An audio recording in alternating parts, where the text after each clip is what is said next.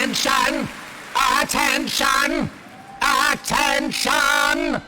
Silence! Royal Albert Hall, this Doctor Who prom must cease immediately! The Doctor is the enemy of the Daleks. Conductor, step down from the platform. Orchestra, choir, you are now all servants of the Daleks and must exit the stage immediately and not return for 15 minutes or you will be exterminated. Audience, behold the might of the Daleks. You must all remain standing and await further music or be exterminated. Exterminate! Exterminate! Exterminate! Hey! Don't let that baked bean tin bully tell you what to do. You go and have a nice time in the interval for 15 minutes and we'll see you back here for the second half.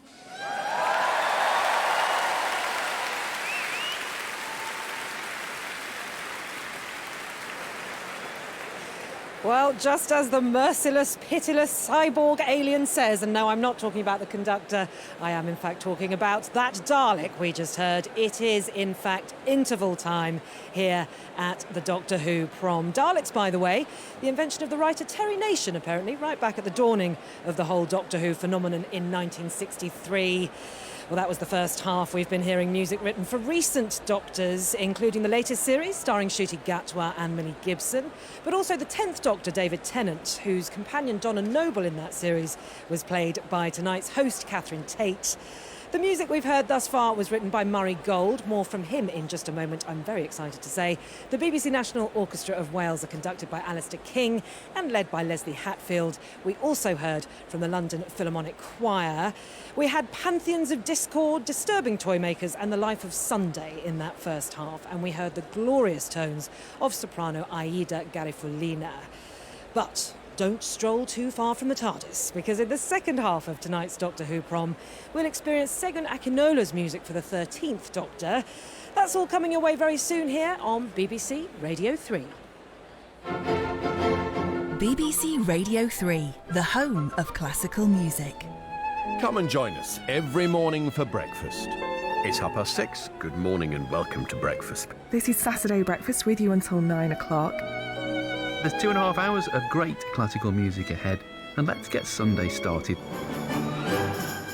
Set yourself up for the day the Radio 3 way, with great music and company. A blast of musical sunshine, bringing some sparkle to your morning.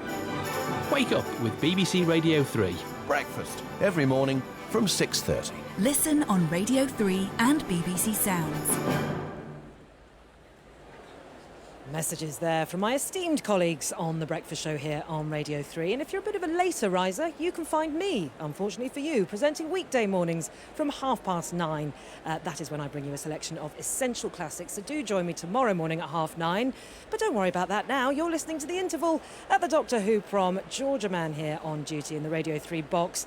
And as the Cybermen head backstage and have a well-earned G&T and the Daleks reduce the Albert Hall dressing rooms to dust, I'm pleased to say that I'm joined now by man of the moment, Murray Gold, the composer whose life-enhancing music has filled the halls so far this evening, and presenter of the Sound of Cinema programme, which you can find on Radio 3 3 Saturdays out of 4, and whom I personally think should be the 16th Doctor. Russell T Davies, are you listening? Matthew Sweet. Hello, gentlemen. Well, hello. Good evening. Hi. Murray, this is madness in here. I mean, madness in a great way. I cannot imagine what it feels like being you here tonight. I mean, I know you've been involved in a couple of Doctor Who proms, but it must be such a unique thing experiencing your music for Doctor Who in this particular format. I mean, people just bouncing out of their seats during 15, that opening number. Yeah. I'm glad you said life-enhancing, because that is such a key phrase about what this music is trying to do, and when it's on in front of a live audience, that suddenly becomes palpable. And it's just a quality that I think is very important in music. Life enhancing, exactly as you say, and the palpableness of it. I mean, it's just that you write this music that is so, I mean, it just hits home with such poignancy and such energy. And I suppose that's the thing about Doctor Who, isn't it, Matthew? That it's this combination, I think, of joyousness and terror. That's the weird thing. And in fact, that was being played out in the hall tonight because, in a way, you know, when we heard the voice of Ncuti Gatwa and that sequence where he was fighting with the god of music, we were incorporated into Russell T Davies and Murray's story here. You know, music is now personified in Doctor Who. It's almost like the battleground on which some of these stories are happening. And I think, actually, because that drama was all playing out on the screens here, I think that you, Georgia, are now canonical within the world of Doctor Who because, you know, the Doctor was talking to the Albert Hall there and you were sitting here with your microphone. Here I am. This is how it works. I mean, I must say, Murray, I particularly loved that Devil's Chord storyline because that was the one, wasn't it, where music has effectively been nicked by Maestro, a particularly terrifying villain who looks a bit like an overweight Elizabeth I, and sort of sucks the music out of the world to the point where the Beatles get interrupted at Abbey Road when they're recording in 1963. I think you made an appearance, didn't you, actually on screen? I was at the piano during the recording and they got me for a fraction of a second, which was already too long. I went to an enormous amount of effort to prepare myself for my screen debut. And then it lasted 10 seconds. Yeah, It's always the way. No, it was a firecracker moment in my life. More of a short rainfall for everybody else. Matthew, you've experienced a few of these Doctor Who proms now too. Your Doctor Who fandom, I think it started in the 70s. You've written a Doctor Who book, audio plays since then. Why do you think Doctor Who and the proms work so well together? And am I right in thinking that the idea of a Doctor Who prom in the 1970s just wouldn't really have been Well, a it goer? would have been very hard to imagine, really, because I think until Murray arrived, there wasn't a body of work that it would have been possible to perform in this way. You know, Doctor Who's music relied on tape manipulation, and it was chamber works by composers like Dudley Simpson and Kerry Blight. So there was really nothing on this scale until Murray turned up. John Debney scored a TV movie in the 90s, but really Murray's the person who brought the orchestra properly into Doctor Who. You mentioned Murray Simpson just there. Dudley Simpson, yes. That's it. I'm muddling my Murrays and my Dudleys. So can we just come back to him? Because I know that he's got a connection to that almighty instrument that I'm looking at now. Oh, well, yes. This is something that to listen out for in the second half of the concert, when we get to Murray's music for the return of one of Doctor Who's most terrifying adversaries, Sutekh, a kind of Egyptian god. We get to hear the great organ here in the Albert Hall bellowing out these sounds. And this is Murray, he'll correct me if I'm wrong, but I'm pretty sure I'm right about this, calling back to Dudley Simpson, who was Doctor Who's key composer in the 1970s, who wanted to get the organ was his favourite instrument, so he got it in almost every time he could.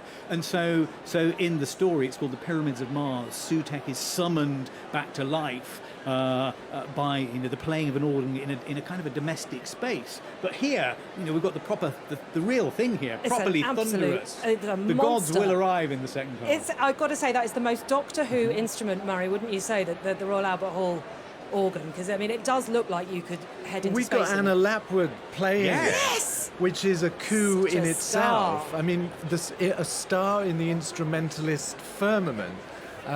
This is the kind of opening that Doctor Who gives you.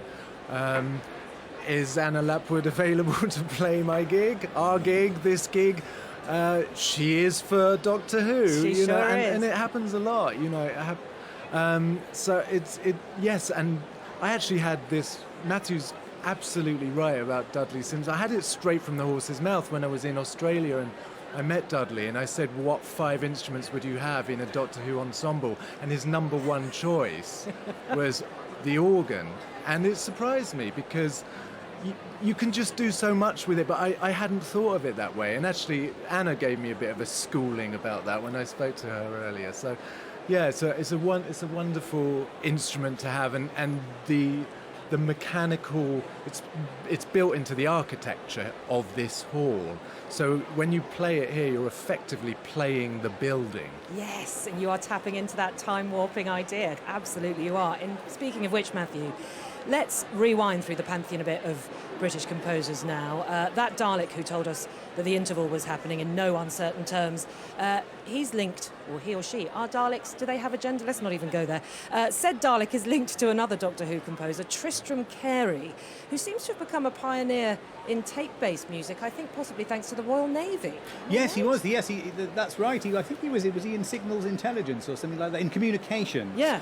But then he was the founder of the first kind of commercial and electronic music studio in this country, and he set up the electronic music course at the Royal College of Music. A real pioneer. He co-invented the first portable synthesizer. You know, the one that you'll hear on Pink Floyd records. So a real pioneering figure, very interested in music concrete as well as in more conventional forms of composing.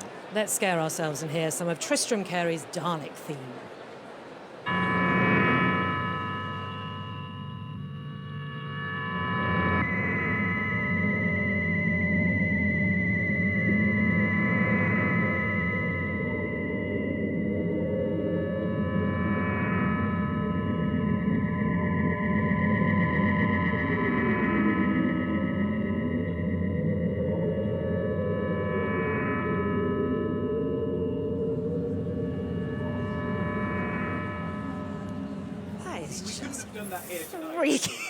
It relies on the kind of almost the haphazard communication of various electronic sources that are being manipulated on tape by Sounds Carey. like they're kind of doing what they want in a somewhat disturbing way. Murray Gold, what do you make of that from your Doctor Who forebear? It's just Tristram brilliant. Carey? I mean, I love music from all across the board, and I think when you listen to that, my immediate thought is creating it, manufacturing it, coming up with it is one thing.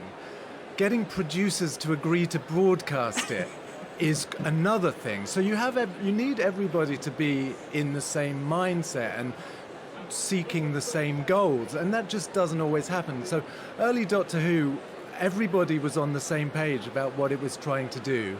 So it could make art, like you were listening to there, and that piece you could easily listen to in the Saatchi Gallery as a sound installation. Yes. Like nearly everything Delia Derbyshire ever did. You know, it sounds very, very strange, it's very abstract, but it's tangible and quite wonderful. And it was a Dalek theme, so we know that it accompanies those mightily disturbing... Yes, it heralds their first appearance. But I think one of the reasons why Doctor Who was so receptive to sort of avant-garde ideas is that the avant-garde was really cheap. And actually, for useful. BBC producers, it was a below-the-line cost as well. Right. You know, it wasn't done by... Sometimes they got freelancers in, but if you got the radiophonic workshop in to do stuff like this, then it wasn't very expensive.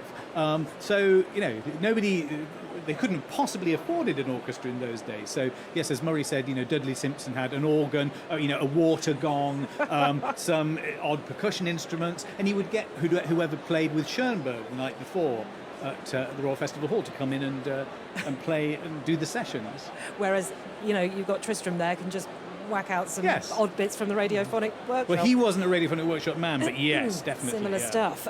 Returning back to the 1960s again, Matthew, tell us about Doctor Who's surprising history with sampling technology Yeah. and a machine called the Crystal Palace machine. The Crystal Palace was a sort of perspex box with sort of army surplus bits and pieces inside it and a fountain nib pen. And it was an early analogue sampler, so it allowed Brian Hodgson of the Radiophonic Workshop to develop these strange atmospheres and sound loops for, you know, there's a story called the Krotons. I think we're going to hear a little bit of that. It's sort of Doctor Who's story about the student riots of '68. But if we hear that, we'll know exactly what the Crystal Palace does. It's very basic and primitive, really, but it sounds like nothing on earth. Let's hear it.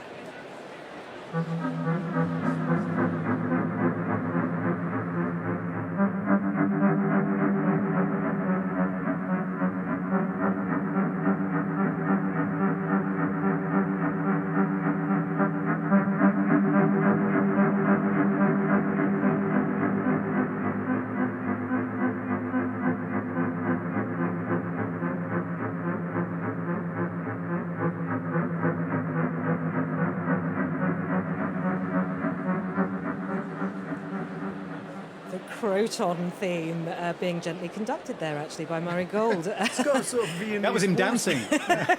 There's a Viennese waltz in there somewhere. It was really entrancing me, actually. I feel like you could actually bring that to a rave quite easily. Murray Gold, given Doctor Who's mighty history with electronic music and coming out of the Crystal Palace machine and all the rest of it, were you tempted when you were first approached by Russell T Davies to write music for the series? Were you tempted to offer up something electronic because of its history, or did you always want to go lusciously orchestral? I actually did offer something electronic, but it just wasn't what they were looking for. I said before, everyone's got to be on the same page, and if the producers had wanted that, that's what we would have given them, and that's what there would have been. But they were after something that brought a hugely, like you said it, life-affirming feeling to the show. And sort of all wrapped up into the reboot of Doctor Who from 2005 was one man, as in Russell T Davies's love of the show. And that's sort of included in the way that he brought it back. His love for the show, there's a nostalgia written in to the way that it was done in 2005. It's done with tremendous affection. I think in the end those otherworldly sounds, those sounds of alienating sounds, they just didn't describe what was happening on the screen in 2005. And we just took a very different approach. And one approach being the combination of soprano and orchestra that we've been hearing this evening. Matthew, Doctor Who showrunner, executive producer and all-round colossus, Russell T Davies, in the programme tonight, is talking about the history of song in Doctor Who. Oh, yes. Which I must admit, as a sort of enthusiast standing on the sidelines, hadn't really known there was such a strong surprising amount history of it. of. Yes, it's there in the 60s. The great Linda Barron sings something called The Ballad of the Last Chance Saloon in Doctor Who's Cowboy Story of 1966. John Pertwee, the third Doctor, was a great one for singing, and he introduced. There's a story where he has to sue the monster, and he does that by singing a Venusian lullaby, which goes.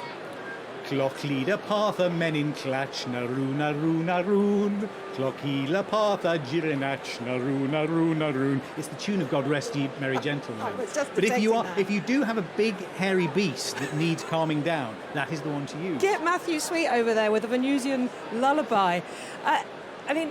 Murray, do you think, song is one of those things that, it can work, it works beautifully the way that you've done it here, but have you found it a useful tool at times, the human voice? But there's bookends in the show.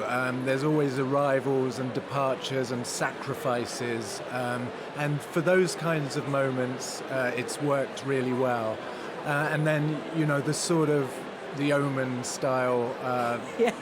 Horror chorus, which is another kind of go-to. Yeah, choirs can sound terrifying. Yeah, well, there's one coming up in the second half, which probably does. But again, the vocal element gives you a very direct link to humanity in its fight against monsters, extraterrestrials, and various creatures from the galaxy. So when you hear a human voice, it immediately places you back in the realms of the human.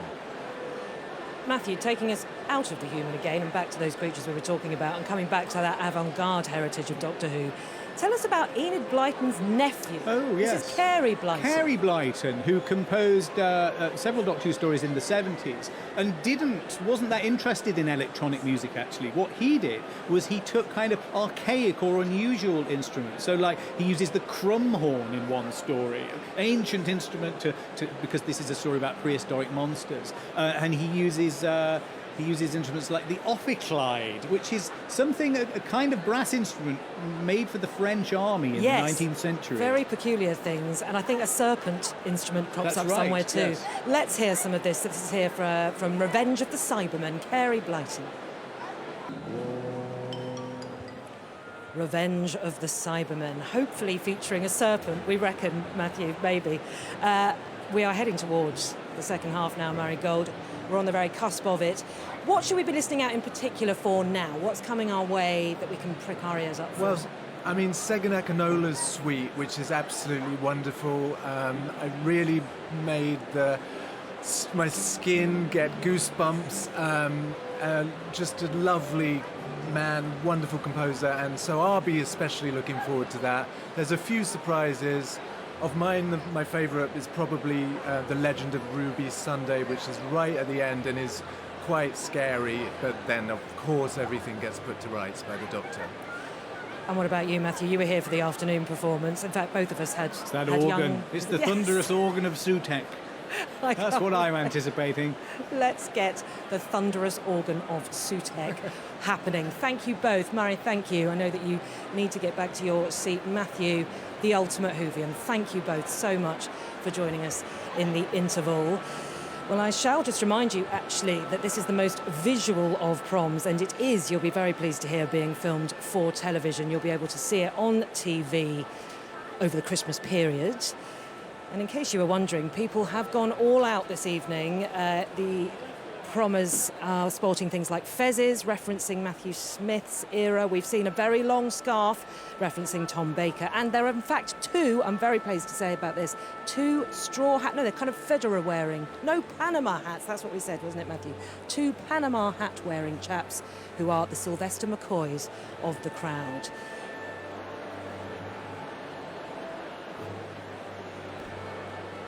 So we are on the cusp of the second half now. We will be experiencing some of that music as we heard by Segun Akinola. That was what Murray Gold was telling us, and that is the music written for the series featuring the 13th Doctor, Jodie Whittaker. There's also going to be more from that sensational soprano Aida Garifulina in this half. And I will just remind you that your host on stage tonight is Catherine Tate. She played Donna Noble to David Tennant, the 10th Doctor. And now here he comes, a conductor who's worked a huge amount in the field of television and so well prepared for the Daleks. It's Alistair King.